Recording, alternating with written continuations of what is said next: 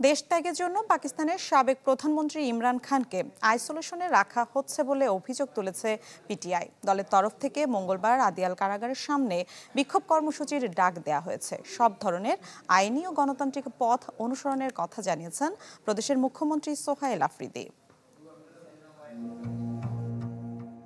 কদিন ধরেই কারাগারে ইমরান খানের মৃত্যুর গুজব নিয়ে তোলপাড় সামাজিক মাধ্যম, যদিও তা সত্য নয় বলে আগেই নিশ্চিত করেছে কারা কর্তৃপক্ষ। পিটিআইয়ের সিনেটর খুররম জিশান অভিযোগ করেন, দেশ ছাড়তে চাপ দিতেই কৌশলে ইমরান খানকে আইসোলেশনে রাখা হচ্ছে। তার দাবি, সাবেক প্রধানমন্ত্রীর জনপ্রিয়তার ভয়ে সরকার চুপ থাকার শর্তে স্থানান্তরে রাজি পছন্দের জায়গায়।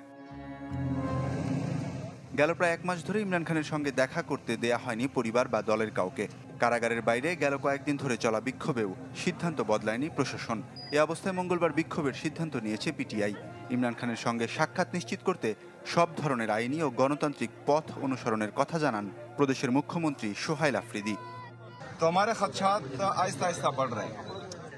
জাতীয় গণমাধ্যম ছাড়াও আন্তর্জাতিক গণমাধ্যমে খবর প্রকাশ হচ্ছে যে ইমরান খানের স্বাস্থ্যের অবস্থা ভালো নয়, যে কারণে আমরা উদ্বিগ্ন।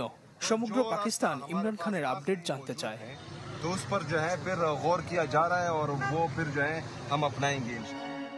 কারাগারে ইমরান খান সর্বোচ্চ সুবিধা ভোগ করছেন বলে দাবি পাকিস্তানের প্রতিরক্ষামন্ত্রী খাজা আসিফের।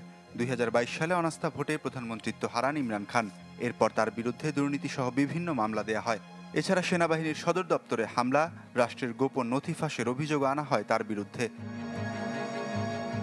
ওয়ালিউল্লাহ ফারুক, চ্যানেল 24।